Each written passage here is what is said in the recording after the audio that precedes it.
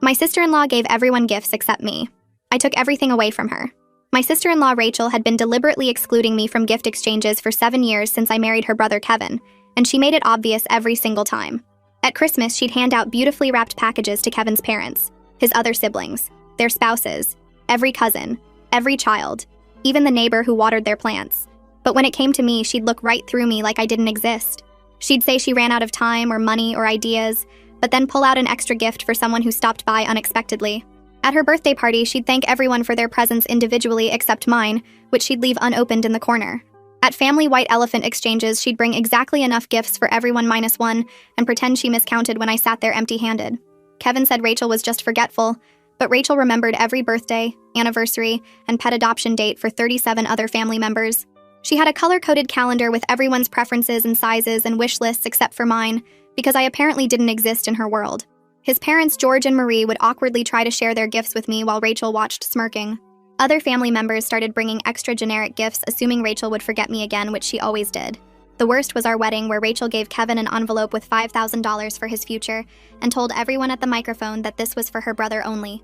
Specifically not for me, because blood family needed to look out for each other. She made eye contact with me while saying it to make sure I understood I would never be family. Last Christmas was when Rachel really showed her cruelty. She'd organized Secret Santa for the whole family with a $100 limit. Everyone got assignments except somehow my name wasn't in the hat. Rachel said she must have forgotten to write it down, but everyone else was already matched, so I could just watch everyone else open gifts.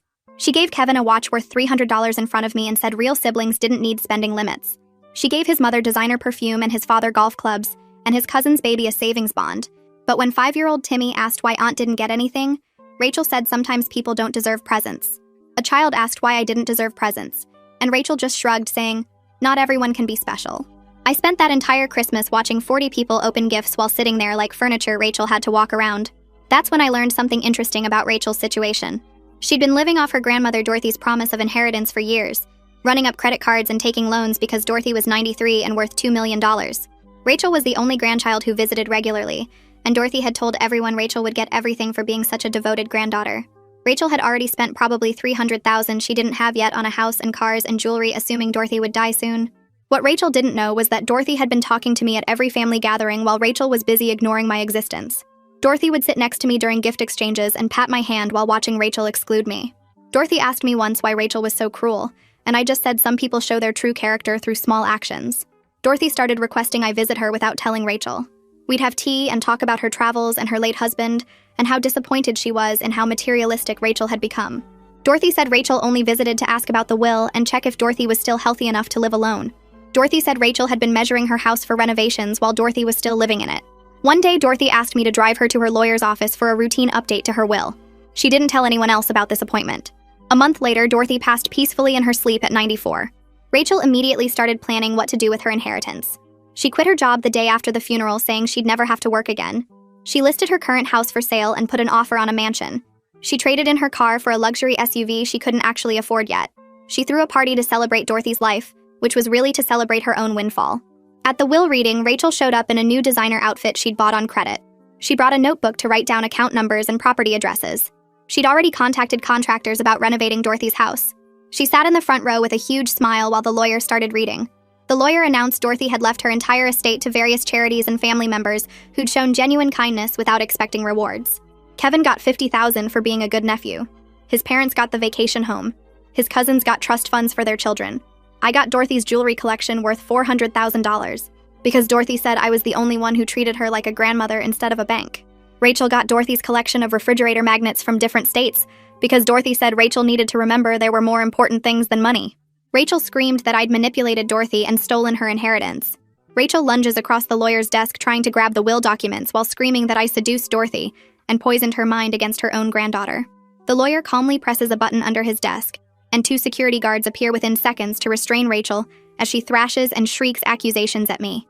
Her designer jacket tears at the shoulder as one guard grabs her arm, and she kicks over a chair trying to reach the papers spread across the mahogany surface.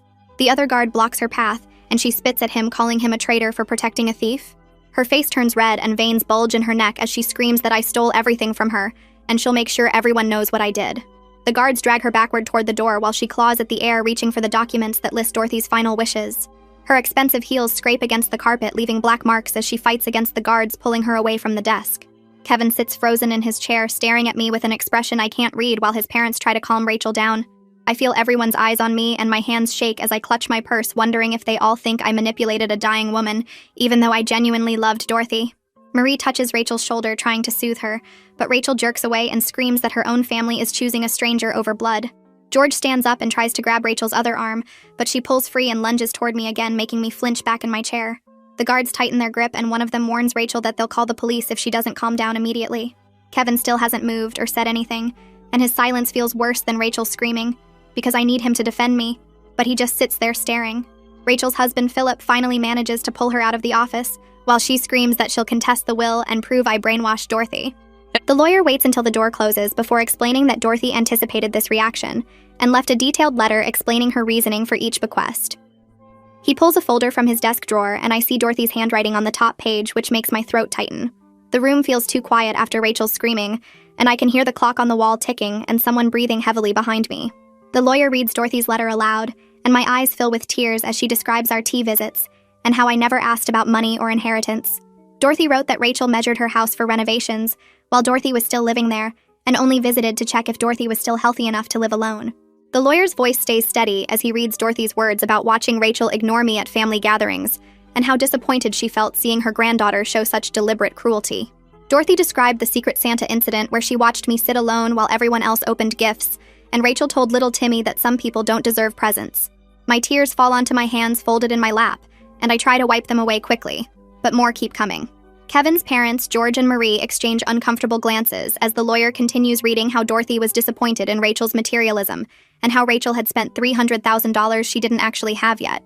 I see Marie dab her eyes with a tissue while George stares at his hands like he's ashamed of something he should have stopped years ago.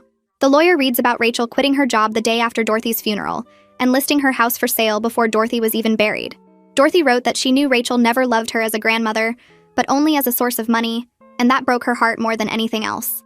George clears his throat and shifts in his chair, and I wonder what he's thinking about all the times he watched Rachel exclude me and said nothing. The lawyer hands me a separate sealed envelope that Dorothy left specifically for me with instructions to read it privately. Kevin finally speaks for the first time, asking if we can go home now, his voice flat and distant in a way that makes my stomach drop. He stands up without looking at me and walks toward the door while I'm still holding the envelope with Dorothy's handwriting on the front. The lawyer tells us he'll handle the paperwork for the jewelry collection, and we can pick everything up next week after the estate processes through probate. Kevin opens the door and waits in the hallway without saying anything to his parents, who are still sitting in their chairs looking lost. We drive home in complete silence, and Kevin goes straight to the bedroom and closes the door. I sit on the couch holding Dorothy's envelope and the jewelry collection paperwork, feeling like I should be happy, but instead I just feel hollow and scared about what this means for my marriage. The envelope feels heavy in my hands, and I trace Dorothy's handwriting with my finger, remembering how she used to write me little notes about which tea she wanted me to bring for our visits. I finally open Dorothy's letter, and she writes that she knows Rachel will accuse me of manipulation, but the truth is, I was the only one who saw her as a person instead of a bank account. Dorothy explains she changed her will 6 months ago after Rachel asked if Dorothy had considered speeding things along by stopping her heart medication. My hands shake reading that last part because it means Rachel literally suggested Dorothy should die faster so Rachel could get her money. Dorothy writes that she never told anyone else about that conversation because she wanted to see if Rachel would show genuine remorse or concern, but Rachel only visited twice more in those final 6 months. The letter describes how Rachel spent those visits measuring rooms and asking about property values and insurance policies instead of asking how Dorothy felt or if she needed anything. Dorothy wrote that she pretended not to notice Rachel's coldness because she hoped her granddaughter would remember what family actually meant before it was too late. Kevin emerges from the bedroom and asks to read Dorothy's letter to me. I hesitate but hand it over because I have nothing to hide, and I watch his face change as he reads about Rachel's comment about the heart medication. His jaw tightens and his hands grip the paper so hard it crinkles at the edges, and I see his eyes moving back and forth reading the same lines over and over. Kevin sets the letter down on the coffee table with both hands like it might fall apart if he's not careful. He pulls out his phone and walks into the kitchen, and I hear him dial. His voice sounds different when his mom answers, kind of flat and tired. He tells Marie she needs to get George on the phone too because there's something in Dorothy's letter they need to know about. I stay on the couch holding the jewelry paperwork and staring at the crinkled pages of Dorothy's letter on the table. Kevin's voice gets louder in the kitchen, and I hear him say, Rachel asked Dorothy about stopping her heart medication to speed things along. There's silence, and then Kevin says it again slower, like his parents didn't hear him right the first time. His voice cracks when he repeats the part about speeding things along, and I hear him clear his throat twice. He stays on the phone for 20 more minutes, and I sit there picking at a loose thread on the couch cushion. When Kevin comes back, his eyes are red and he goes straight to the bedroom without looking at me. And I don't sleep that night because Kevin tosses and turns next to me and gets up 3 times to pace around the house. The next morning, my phone shows 6 missed calls from Rachel's number before 7 in the morning. Kevin's phone starts ringing at 7:30 and doesn't stop. I count 17 calls before Kevin finally grabs his phone off the nightstand and answers it on speaker. Rachel's voice comes through high and frantic, asking what lies I told Dorothy and demanding to know why Kevin's parents won't return her calls. Kevin sits up in bed and rubs his face with one hand. Rachel says the letter has to be forged because Dorothy loved her and would never cut her out completely over some misunderstanding. She's talking so fast I can barely understand her, and she keeps saying Dorothy promised her everything since she was 12 years old. Kevin interrupts and asks Rachel if she really told Dorothy to stop taking her heart medication. The phone goes completely quiet. I watch Kevin's jaw tighten while we wait. 30 seconds pass and I can hear Rachel breathing on the other end. Finally, Rachel says Dorothy misunderstood because she was asking about medication side effects for a friend who was having problems. Kevin's hand grips the phone so hard his knuckles turn white. He tells Rachel that Dorothy was sharp until the day she died and wouldn't misunderstand someone suggesting she stop taking life-saving medication. Rachel starts crying and her words come out all broken up about losing her house and her car and everything she worked for. She asks Kevin if he even cares that his sister is about to be homeless. Kevin asks why she quit her job before Dorothy even died if she wasn't counting on the inheritance money. Rachel screams that everyone plans for inheritance and it's not fair that I get $400,000 in jewelry when I'm not even blood family. Kevin tells her she made her own choices and hangs up. He throws his phone on the bed and goes to take a shower. I hear the water running for a long time. Over the next week, I learn things about Rachel's money situation from different family members who call to check on us. Marie tells me Rachel owes $200,000 on credit cards she maxed out buying furniture and clothes and trips. Kevin's cousin calls to say Rachel took out a $100,000 loan using the expected inheritance as guarantee. George mentions Rachel refinanced her house twice to pull out money for a new kitchen and a pool she never finished building. The house is worth less than what she owes on it now. Marie says Rachel's husband Philip is panicking because he didn't know how bad the debt was until the will reading. Philip calls Kevin on Thursday asking if we can loan them money to avoid foreclosure. Kevin says no without explaining why. Philip's voice gets loud through the phone saying I'm keeping Kevin from helping his own sister, and that family is supposed to look out for each other. Kevin hangs up on him. He tosses his phone on the counter and tells me his sister and her husband can figure out their own mess. Margot calls my phone directly on Friday afternoon. She says she always knew Rachel was cruel to me, and she's glad Dorothy saw through Rachel's fake devotion. Margot admits she brought extra generic gifts to family events for years, because watching Rachel exclude me made her so uncomfortable she couldn't just sit there. She says other cousins did the same thing and they all talked about it behind Rachel's back. Margot tells me Rachel is texting the whole family asking for loans and everyone is saying no because they know Rachel won't pay them back. I make an appointment with a jewelry appraiser Dorothy's lawyer recommended to get the collection properly valued for insurance. The appraiser is an older woman who works out of a small office downtown. She opens the cases Dorothy left me and makes small gasping sounds as she examines each piece under her magnifying lens. She explains several pieces are worth way more than the estimated $400,000 because Dorothy had excellent taste and collected antiques. A ruby necklace is from the 1800s. An emerald bracelet belonged to some duchess. The appraiser writes everything down in a leather notebook and says the real value is probably closer to $600,000. I sit there staring at the jewelry spread across her desk, thinking about Dorothy wearing these pieces to family gatherings, while Rachel ignored both of us. Kevin's parents invite us to dinner on Sunday.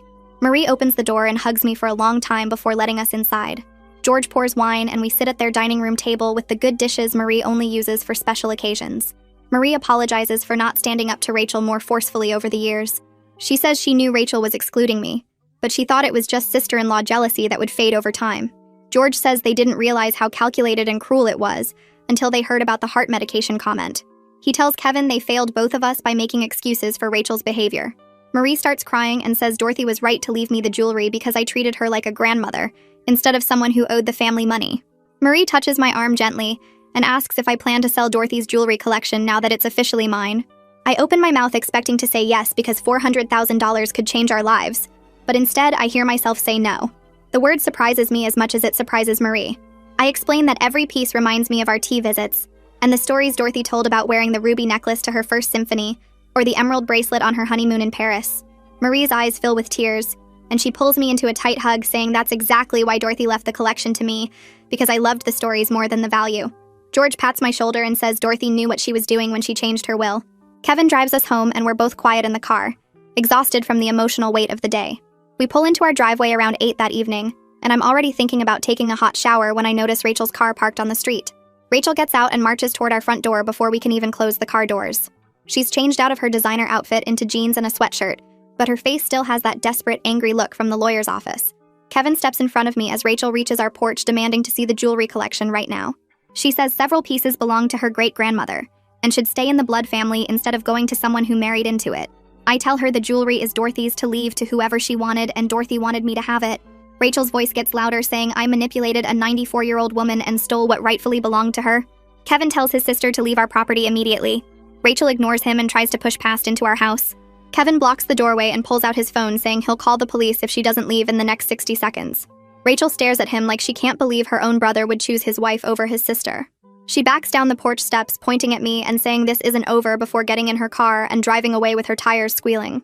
I check my phone the next morning and see Rachel posted something on social media overnight.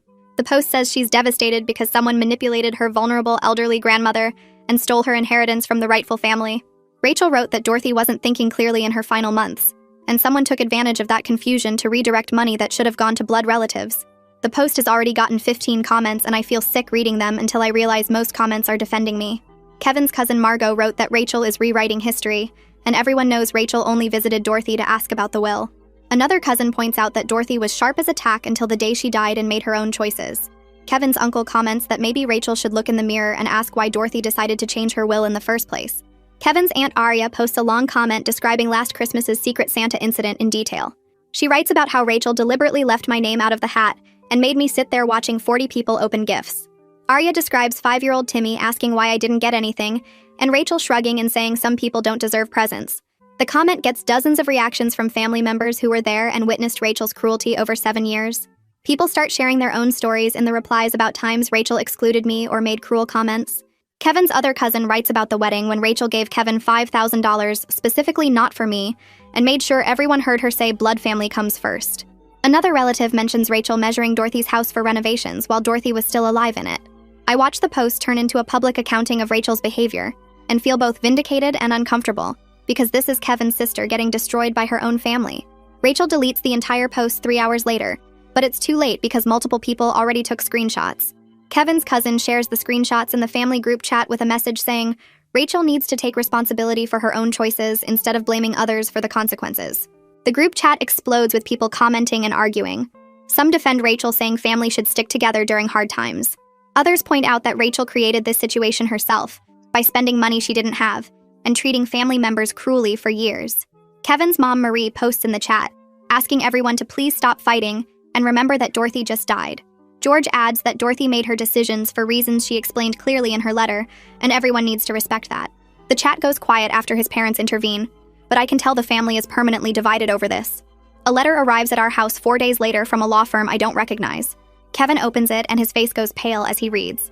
The letter is from Rachel's lawyer threatening to contest Dorothy's will on grounds of undue influence. The lawyer claims I manipulated Dorothy during a period of diminished mental capacity and isolated her from her family to redirect her assets. Kevin immediately calls Dorothy's lawyer and puts him on speaker. Dorothy's lawyer listens to Kevin read the threatening letter and then actually laughs. He says he anticipated Rachel would try to contest, and he has extensive documentation of Dorothy's mental competency and voluntary decisions. He tells us not to worry because Rachel has no case whatsoever. Dorothy's lawyer explains that Dorothy specifically asked him to document everything because she knew Rachel would react this way. He recorded video of Dorothy explaining her reasoning 3 months before she died when she was completely lucid and competent. The video shows Dorothy describing Rachel's comment about stopping her heart medication and Rachel's pattern of only visiting to discuss inheritance. Dorothy also documented our tea visits and explained that I never asked about money or her will. I just enjoyed her company and listened to her stories. The lawyer has medical records from Dorothy's doctor confirming she was mentally sharp with no signs of dementia or confusion. He has statements from the home health aide who visited Dorothy weekly saying Dorothy was always clear-headed and made her own decisions. The lawyer tells Kevin he'll send all this documentation to Rachel's attorney today. 1 week passes and we receive another letter from Rachel's lawyer. This one is much shorter, saying Rachel is withdrawing her contest of the will. Kevin reads it twice and says this means Rachel's lawyer looked at Dorothy's documentation and told her she had 0 chance of winning. The lawyer probably also told Rachel she'd be wasting money she doesn't have on litigation she'll lose. I feel relief wash over me knowing I won't have to defend myself in court or prove I didn't manipulate Dorothy. Kevin hugs me and says his grandmother protected us even after death by being so thorough with her planning. Kevin's mom, Marie, calls 2 days later with news about Rachel. Marie sounds tired and sad as she tells us Rachel's house is going into foreclosure. Rachel can't make the mortgage payments without the inheritance money she was counting on, and the bank is starting the process to take the house. Marie says Rachel and Philip are moving in with Philip's parents next month. She adds that Philip's mom, Elizabeth, is apparently very unhappy about the situation and blames Rachel for the financial mess. Marie asks if we think Rachel will be okay, and Kevin tells his mother that Rachel made her own choices and has to live with the consequences just like everyone else does. I finally open the cases containing Dorothy's jewelry collection that evening. The pieces are even more beautiful than I remembered from seeing Dorothy wear them at family gatherings. I start going through each item carefully and discover Dorothy left small notes tucked into the velvet lining. The first note I find is attached to a pearl necklace, and Dorothy's handwriting says she wore this to her daughter's wedding in 1972. Another note describes wearing the sapphire earrings to her 50th anniversary dinner. I find notes for almost every major piece explaining which occasions were special enough to wear them. Reading Dorothy's handwriting makes tears run down my face because I miss our conversations and her dry observations about family dynamics. She wrote a note about the ruby ring saying she wore it to Rachel's college graduation, hoping Rachel would grow out of her selfishness, but she never did. The last note I find is attached to the emerald bracelet, and Dorothy wrote that she wants me to wear this piece, and remember that kindness matters more than blood relations. I sit on the floor surrounded by jewelry and notes crying because Dorothy gave me so much more than expensive items. She gave me validation that I wasn't crazy for feeling hurt by Rachel's exclusion all those years. Kevin finds me the next evening sitting on the floor of our bedroom with jewelry cases spread around me, and tears running down my face as I read Dorothy's handwritten notes for the third time. He doesn't say anything at first, just sits down next to me and picks up the sapphire bracelet that's resting on top of a velvet box. He turns it over in his hands, and his eyes get this distant look like he's remembering something from a long time ago. He tells me Dorothy wore this exact bracelet to his college graduation, and she squeezed his hand afterward, saying she was proud of the man he'd become. I watch his face soften for the first time since the will reading, and something tight in my chest loosens because he finally seems like himself again, instead of the distant stranger who's been living in our house. He sets the bracelet down carefully and takes my hand, and we sit there surrounded by Dorothy's things, not needing to say anything, because we both understand that these pieces mean so much more than their monetary value. Over the next few days, Kevin and I talk about ways to honor Dorothy's memory that don't involve Rachel's bitterness poisoning everything.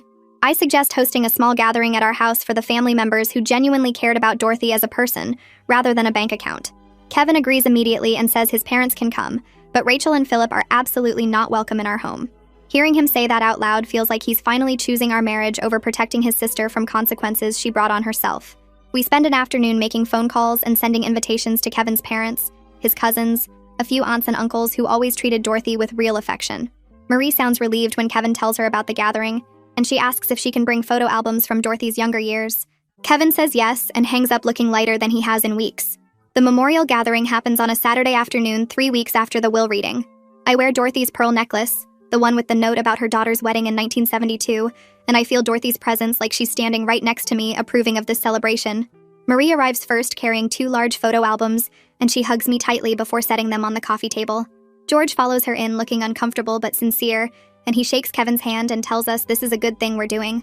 Other family members filter in over the next hour, and I notice nobody asks where Rachel is, like they all understand why she's excluded. I share stories about our tea visits and how Dorothy would tell me about her travels through Europe in the 60s, when she and her husband backpacked through 7 countries on almost no money. Marie opens one of the photo albums and shows everyone pictures of Dorothy as a young woman, laughing and beautiful and so full of life that it makes my throat tight. Kevin's cousin Margot shares a memory about Dorothy teaching her to bake bread when she was 10 years old, and how Dorothy never rushed her even when Margot made mistakes. The gathering lasts 3 hours and nobody mentions money or inheritance once, which feels exactly right. Margot pulls me aside while other people are looking through photo albums and getting second helpings of the food we put out. She lowers her voice and tells me she heard through the family network that Rachel is working at a department store now, something in the cosmetics section making minimum wage. Philip apparently picked up a second job doing night shifts at a warehouse to try digging them out of the debt hole Rachel created. Margot says she doesn't feel sorry for Rachel because Rachel made her own choices, but she does feel bad for Philip, who didn't know the full extent of Rachel's spending until everything crashed down. I nod and thank her for telling me, and part of me feels vindicated, while another part just feels tired of the whole situation. Margot squeezes my arm and says Dorothy would be proud of how I'm handling everything with grace instead of gloating, which makes me tear up because I hope that's true. A month passes and life starts settling into a new normal without Dorothy and without Rachel's constant presence at family events. Kevin tells me one evening that his parents went to visit Rachel at her in-laws' house where she and Philip are living now. Marie calls him afterward sounding shaken and upset, and Kevin puts her on speaker so I can hear too. Marie says Rachel spent the entire visit listing everything she would have done with Dorothy's $2 million, from the mansion she would have bought to the vacations she had planned to the cars she wanted. Rachel apparently blamed me for ruining her entire life, and said if I hadn't manipulated Dorothy, then everything would be fine.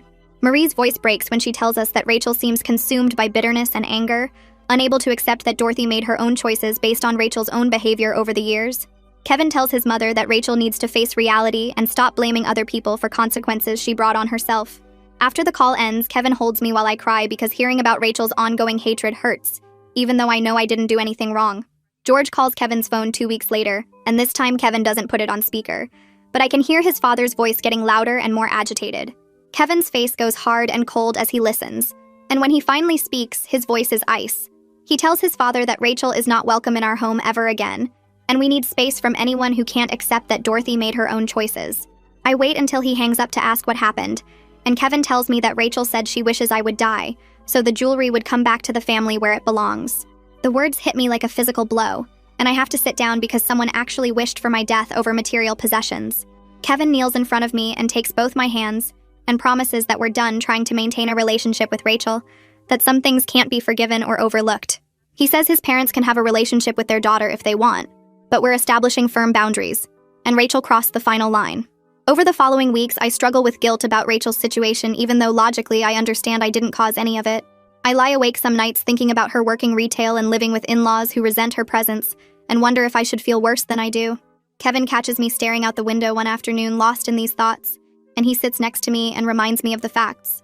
Rachel spent $300,000 she didn't have yet, based on assumptions about an inheritance nobody promised her in writing. Rachel quit her job the day after Dorothy's funeral before any will was read. Rachel bought a luxury SUV and put an offer on a mansion and threw a celebration party all based on expectations rather than reality. Kevin says Rachel made her own choices and has to live with the consequences just like everyone else does. And my only crime was being kind to his grandmother without expecting anything in return. His words help, but the guilt still creeps in sometimes when I'm alone with my thoughts. Dorothy's lawyer calls me 6 weeks after the will reading about a final detail he forgot to mention during all the chaos. He explains that Dorothy left specific instructions for a small annual donation to be made in my name, to a charity that helps elderly people avoid financial exploitation by family members.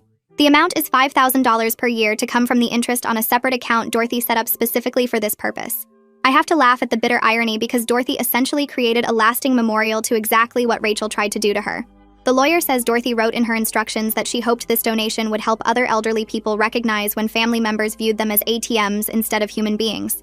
I thank the lawyer and hang up feeling like Dorothy is still teaching lessons from beyond the grave.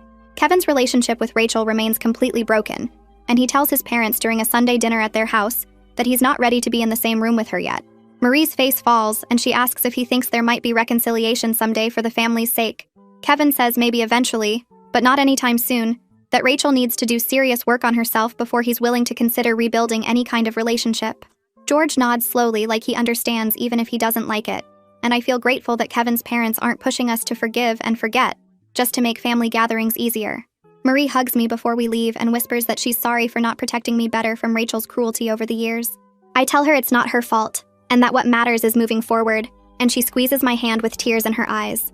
I make an appointment with a jeweler downtown to discuss redesigning one piece of Dorothy's collection into something I can wear every day. I bring the brooch Dorothy wore to my wedding, the one she had on when Rachel gave Kevin $5,000 specifically not for me, and I explain to the jeweler that I want the stones incorporated into a necklace. The jeweler is an older woman with kind eyes who listens to the whole story while examining the brooch, and she says she can create something beautiful that honors both Dorothy's memory and my own journey. 3 weeks later, I pick up the finished necklace and it's absolutely perfect, delicate and elegant with the stones arranged in a way that catches the light. I wear it out of the store and touch it throughout the day, feeling Dorothy's presence and remembering that genuine kindness matters more than blood relations or material wealth. 6 months pass with Kevin wearing Dorothy's necklace redesign around my neck every day, and Rachel sends a letter that arrives in our mailbox on a Tuesday afternoon. Kevin opens it at the kitchen table and reads silently for several minutes before sliding the paper across to me. The letter has Rachel's handwriting that I recognize from years of watching her write gift tags for everyone except me, and she apologizes for her behavior over the years and asks if we can meet to talk. Kevin watches my face while I read and asks what I think we should do about meeting with his sister. I set the letter down and tell him I need more time because the apology doesn't actually say sorry for specific things she did to me. Kevin picks up the letter again and reads it more carefully and nods slowly, saying it feels more like Rachel wanting something rather than taking real responsibility for 7 years of deliberate cruelty. I point out that she doesn't mention the wedding where she gave him $5,000, specifically not for me or the Secret Santa, where she told Timmy some people don't deserve presents. Kevin agrees the letter is vague and self-serving, and he's not ready to reconcile with someone who hasn't actually acknowledged what she did wrong. Marie calls the following week and mentions during casual conversation that Rachel told her she's been selling her designer clothes and jewelry to make debt payments. Kevin's mom says Rachel and Philip are slowly paying down what they owe, but it will take years to recover financially from the spending spree after Dorothy's death. I feel a strange mix of satisfaction and discomfort hearing about Rachel's continued struggles, because part of me wanted consequences for her cruelty, but another part feels guilty watching someone suffer even when they brought it on themselves. Marie tells me Rachel sold the luxury SUV and bought a used sedan and moved from Philip's parents' house into a small apartment they can barely afford. Kevin listens to his mother's updates and his jaw tightens, but he doesn't say anything about helping his sister or feeling sorry for her situation. October arrives and George calls to invite us to Thanksgiving dinner at their house. Kevin puts the phone on speaker, and his father mentions that Rachel won't be there because they're doing separate celebrations this year to avoid tension. I feel relieved hearing we won't have to see Rachel, but also sad that the family is permanently broken by her choices and Dorothy's response to them. George says they'll have Thanksgiving with Rachel and Philip on Friday, and with us and other family members on Thursday, so everyone can enjoy the holiday without conflict. Kevin thanks his father and says we'll be there Thursday, and after hanging up he squeezes my hand, knowing I'm processing complicated feelings about family gatherings that used to include his sister. Thanksgiving Thursday comes, and we arrive at George and Marie's house carrying pumpkin pie and wine. The dining room fills with Kevin's cousins and aunts and uncles who all hug me warmly and ask how I'm doing. Margot pulls out her phone during appetizers and asks if I have pictures of Dorothy's jewelry collection that she can see. I open my photo album and show images of the sapphire bracelet and emerald ring and pearl necklace, while several family members gather around to look. Margot comments that Dorothy had perfect taste, and the pieces suit me beautifully, which makes Marie smile from across the room. Kevin's aunt asks if I wear the jewelry often, and I touch the necklace at my throat that was redesigned from Dorothy's brooch, and explain that I have this piece made into something I can wear every day as a reminder of our friendship. George pulls Kevin aside after dinner, and I watch them talking seriously in the other room through the doorway. Kevin's posture changes during the conversation, and he nods several times while his father speaks with his hand on Kevin's shoulder. They return to the dining room 15 minutes later, and Kevin seems quieter than before, and after we get home that night, he tells me what his father said. George admitted that he and Marie failed to address Rachel's behavior over the years, and they regret not protecting me from her cruelty at family gatherings. Kevin says his father apologized for making excuses about Rachel being forgetful, when they all knew she deliberately excluded me from gift exchanges and celebrations. I feel tears forming because having George acknowledge what happened validates 7 years of feeling invisible and hurt while everyone watched. The next morning, I find George and Marie in their kitchen before we leave town and tell them I appreciate the acknowledgement of what Rachel did.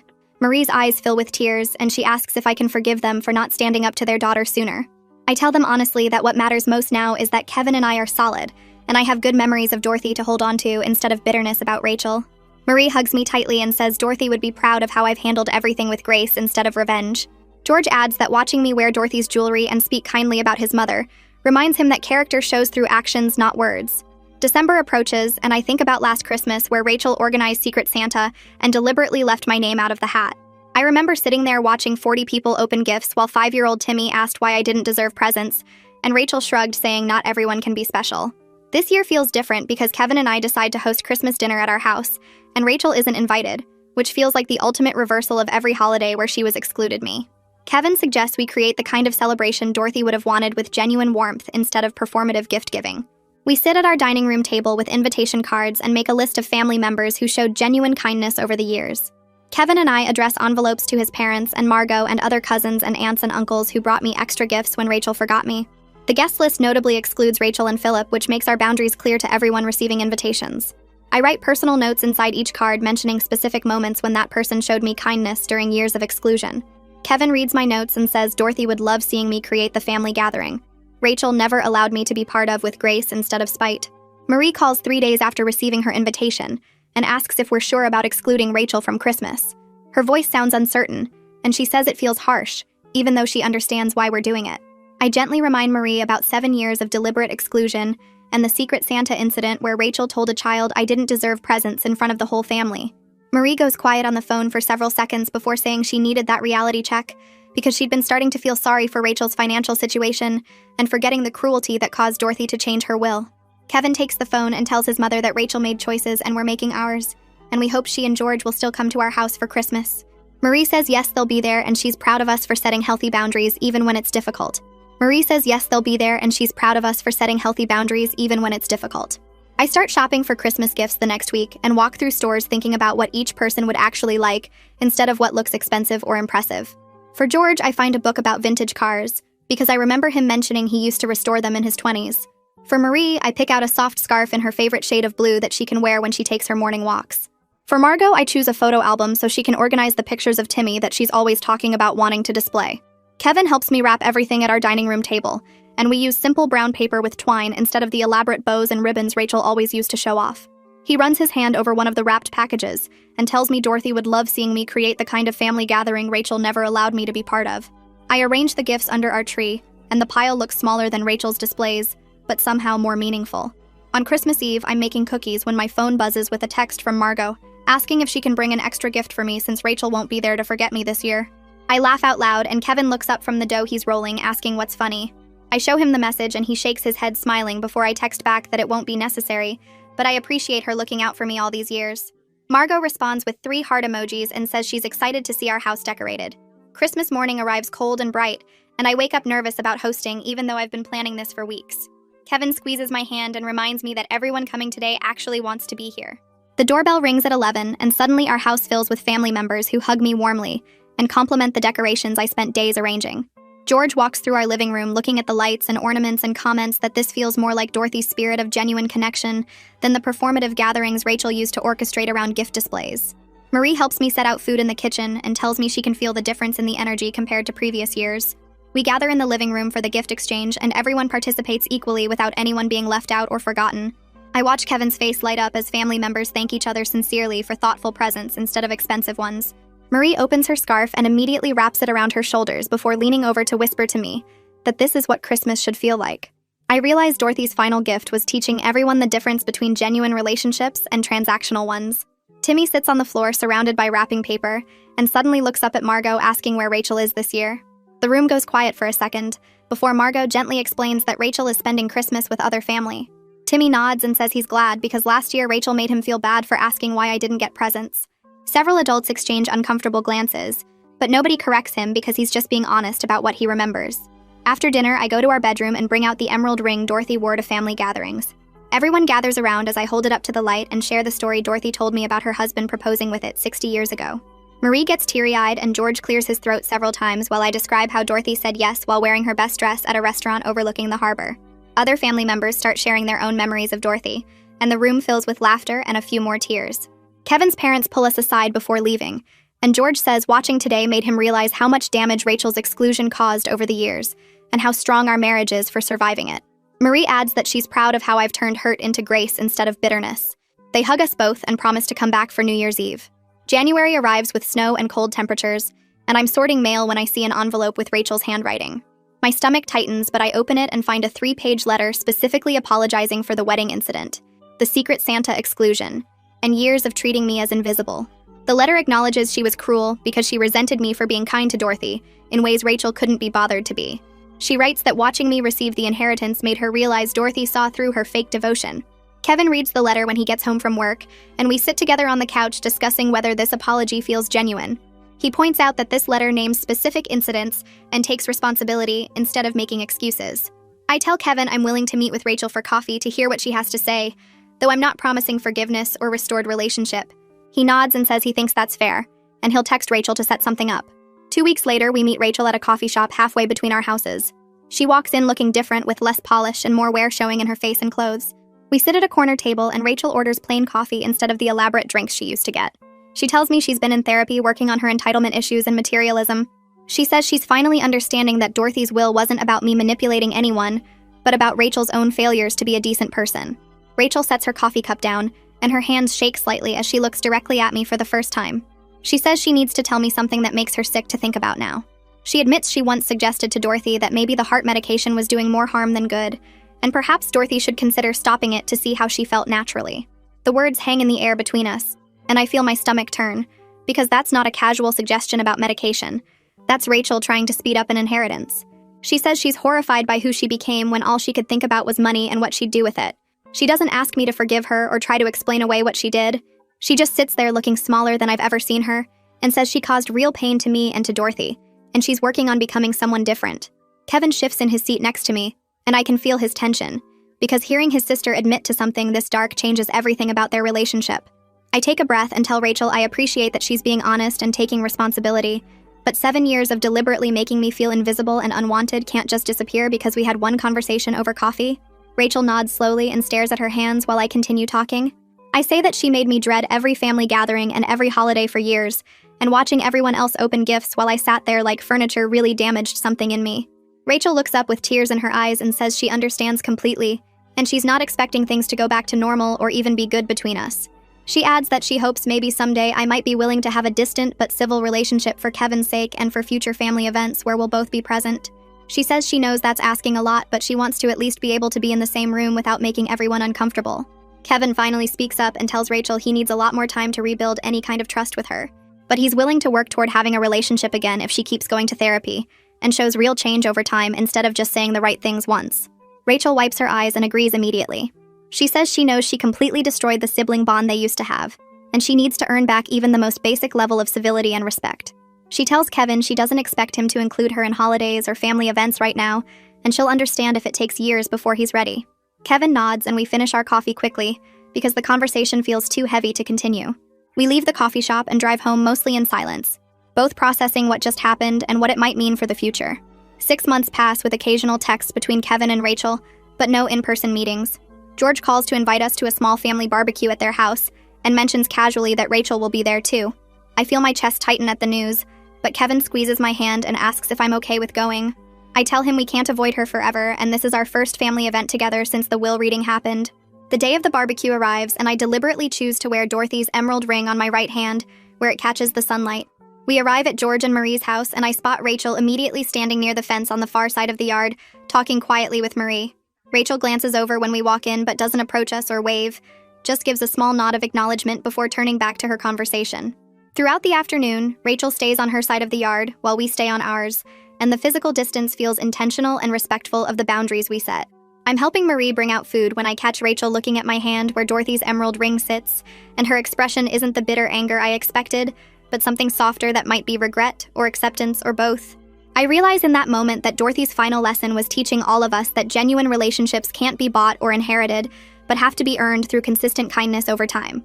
Kevin appears beside me and takes my hand, squeezing it gently, and I know that whatever happens with Rachel going forward, our marriage survived this test. Dorothy's memory will always remind me that being excluded from Rachel's performative gift-giving was actually protection from having to participate in something hollow and meaningless.